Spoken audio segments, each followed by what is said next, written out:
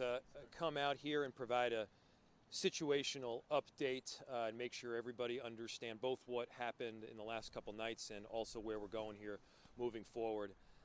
I wanted to acknowledge how inspired I am by so many community members that have stepped up. They've been providing food to people that have immigrated to Minneapolis. They've made sure that those that are terrified right now of the actions by ICE have support, have love, have care, are able to get to the grocery store, even childcare. The way that they have stepped up is amazing. I also want to acknowledge that the vast majority of people have protested peacefully, recognizing that I have seen community members sort of step into the breach, recognizing that there are others out there, agitators, that are trying to rile up large crowds. And not only have they not taken the bait, they have pushed others back from the brink to say, hey, you know what? This is what Donald Trump wants. He wants us to take the bait. He wants those agitators to get a hold of this crowd in a way that it makes them cause harm to others and or damage to property. And so to them, I want to say my deepest thanks. We are so grateful for everything that you've been doing. And to our first responders, to our police officers, Chief O'Hara, to our firefighters, Chief Rucker, they have been working tirelessly. They have canceled all days off. They've made sure that they are out here protecting people, keeping them safe, and showing a true juxtaposition between the kind of public safety and service that we provide to our residents here at the city of Minneapolis versus what ICE is doing. And so, again, I am inspired by so many community members that have kept the peace and that are making very clear the message: we cannot take the bait. And to the few that have caused damage to property and or harm to others, need to be very clear, we're not going to let that happen. If you cause damage to property or put others in dangers, you're going to be arrested. And again, the vast majority of people have done this right. We are so deeply appreciative of them, but we have seen a few incidents last night. Those incidents are being reviewed. There were approximately 29 arrests that were made that Chief O'Hara will provide an update on. But we wanted to, again, give sort of the overarching theme of what we're seeing, which is peaceful protest. And we wanted to say when that doesn't happen, of course, there are consequences. We are a safe city. We will not counter Donald Trump's chaos with our own brand of chaos here. We in Minneapolis are going to do this right. Chief O'Hara is going to now provide an update. Thank you, Chief, for all your work. Good morning. My name is Brian O'Hara, BRIANO''HARA. I am the Minneapolis Police Chief. The Minneapolis Police Department has been monitoring a number of marches and protests and other First Amendment activities over the course of the week. All of those protests and marches have remained peaceful until last night. Last night at about 7 p.m., there was a gathering outside the Canopy Hotel in downtown Minneapolis. That gathering began as all the other gatherings around hotels had been conducted over the last several days. Largely peaceful, mainly a noise protest that was occurring, trying to disrupt the activities at the hotel. Unfortunately, that changed last night. Individuals at the Canopy then began marching on Washington Avenue towards the Depot and the Renaissance Hotel. While they were there, some individuals broke off from that group, and in the rear, they caused some damage to that hotel, damage to some of the windows and some graffiti damage. They then returned to the Canopy Hotel, where the Minneapolis Police Department responded with well over 200 police officers, Minnesota State Troopers, and Minnesota DNR police officers. We initiated a plan and took our time to de-escalate the situation, issued multiple warnings declaring an unlawful assembly, and ultimately then began to move in and disperse the crowd. It was well over 1,000 individuals, we believe, that were assembled there. And as those individuals broke off from the crowd, we had some other marches that then continued downtown. Ultimately, by 1 a.m., all of these individuals were either dispersed or placed under arrest. There were 29 arrests last night. We are aware of one police officer that was injured from a chunk of ice that was thrown at them. Other than that, we are not aware of any other injuries. I just want to say I'm incredibly proud of the police officers in this town and the state law enforcement officers and all the other police that have been here with us through this. What you saw last night was a disciplined and restrained response. I think it was highly professional, and I'm thankful for the members of the community who understand our need to keep things peaceful, and I'm thankful for those officials and others that are continuing to call for peaceful protest and assembly. Obviously, there's a number of additional marches and protests that we will be monitoring today, and we are fully prepared if things cross the line and become unlawful to make additional arrests if necessary. Thank you, Mayor. Thank you. We'll open it to questions.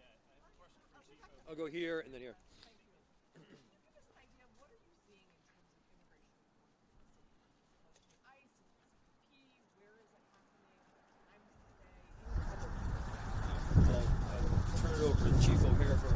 More of an update. The question is, what kind of immigration enforcement are we seeing in the city?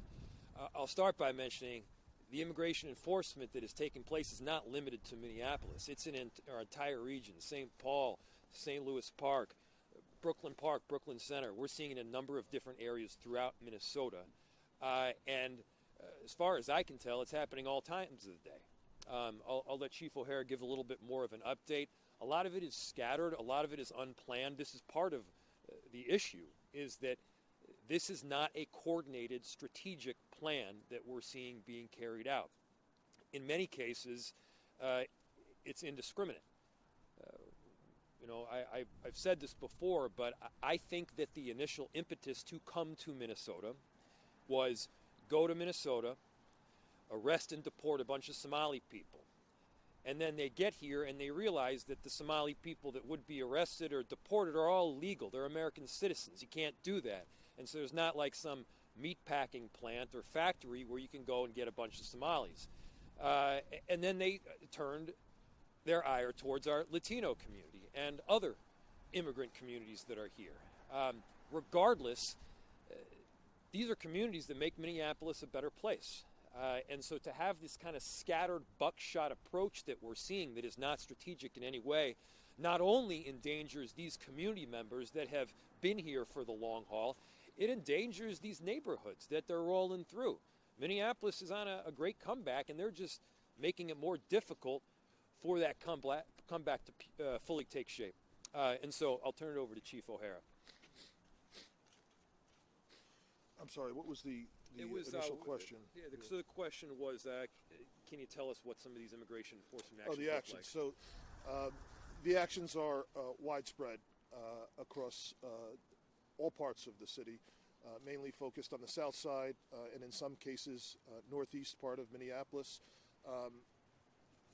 There are oftentimes what appear to be arrests made from vehicles, and we have had reports that come in of vehicles that are abandoned that we then have to respond to tow the vehicles.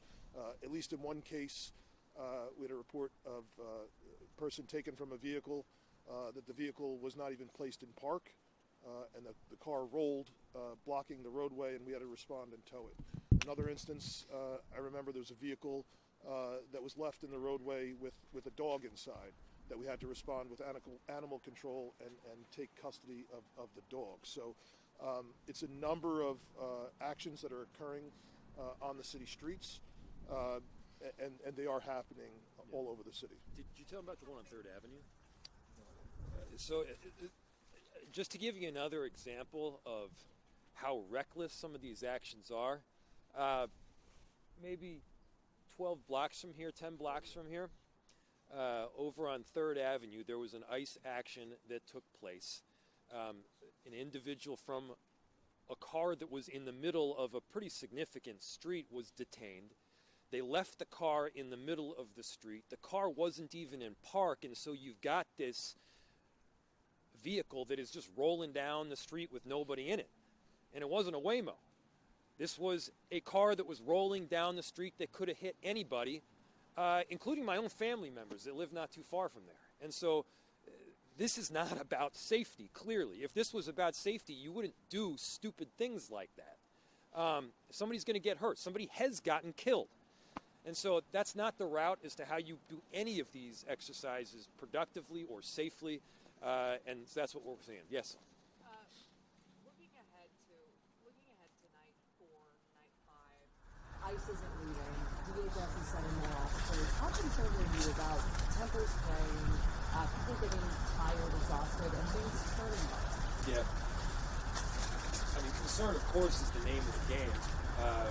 We are constantly monitoring what is taking place, not just the actions on the street, but also the energy of our police officers, our firefighters, our first responders that in many cases haven't gotten a whole lot of sleep. They're working really hard right now. So, I mean, I just think it's common sense that, anybody, if you're tired or you're hungry or you're sick or you're forced to make a split-second decision when you're tired or you're hungry or you're sick, you're more likely to make a mistake. We don't want mistakes being made. And so I'm so appreciative of their work. I'm really grateful for it. And again, I want to reiterate this. I am really grateful for so many community members. I saw this video, I think it was yesterday, where you had this agitator, clearly from the far right, that was coming in and trying to rile up the crowd. He was trying to make the crowd do something that they shouldn't be doing. He was trying to make the crowd take the bait so that they would give the authorization, or at least an excuse for the Trump administration to come in even more. It was so awesome that not only was the crowd not taking the bait, they were basically blowing them off. They were grinning down the bear. And I think that is emblematic of what's happening in Minneapolis right now. We are grinning down the bear. We are meeting a whole lot of despair with a lot of hope. We are doing right. We are being strategic. And yes, for those that aren't being strategic, for those that are taking the bait and causing property damage or otherwise, there are consequences. We're holding the line here all the way. Related to the shooting, I understand the officer, the ICE officer who was shot was treated at a hospital. Can you elaborate a bit on the nature of that, any injuries, where he was treated, when he was treated, how long he was in medical care? I think you're referencing the ICE agent, and I don't have any information on that. Do you? No, we don't know. There are some people online who are frustrated that they thought Minneapolis Police Department left the scene of the protest last night. Of course, you guys came back and state police came as well. Can you describe to us the strategy behind when you're not present at those protests and when you decide to come in? So this is a fine line that we have to walk, because unfortunately there's a whole lot of people that once we inject ourselves into a situation, then want to turn their frustration and their anger on us. So what we do is we act very strategically with restraint. We take our time to ensure that we have sound tactics, a good plan, and move in so that we can keep the safety of law enforcement as well as the safety of community in mind. What happened last night at one point was we still have everything else that happens in American cities happening.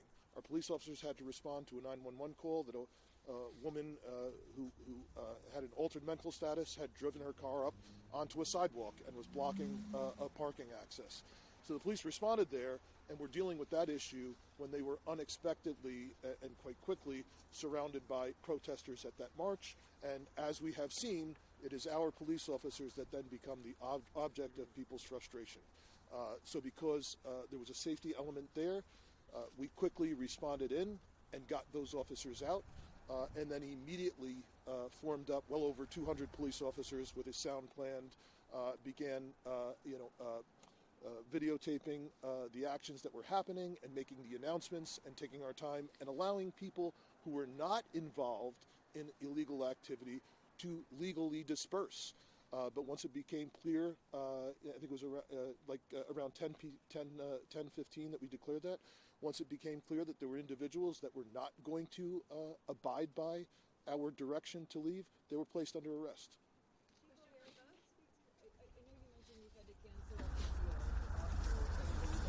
Can you speak to the level of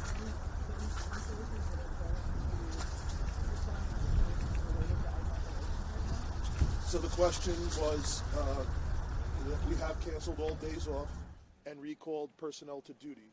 So the level or percent of people who are responding to events around this, I would say is close to 100%.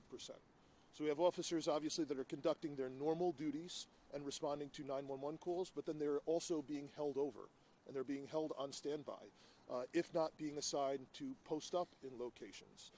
Last night, as obviously we were dealing with over 200 officers at the scene to execute the unlawful assembly and dispersal order. We were also posting other police officers around downtown to ensure that we did not have additional destruction. So it is quite literally almost 100% of every sworn member of the department. Were you getting 911 calls specifically about immigration enforcement? People saying I saw ICE officers do X or Y? The question was getting 911 calls specifically about immigration enforcement, and yes, there's just dozens and dozens every single day, ranging from anything from people seeing arrests happening, or they seeing surveillance, or they seeing individuals that they're not sure that are ICE, to the things that I mentioned, that there's cars that are now left abandoned because someone was detained. We'll do one more.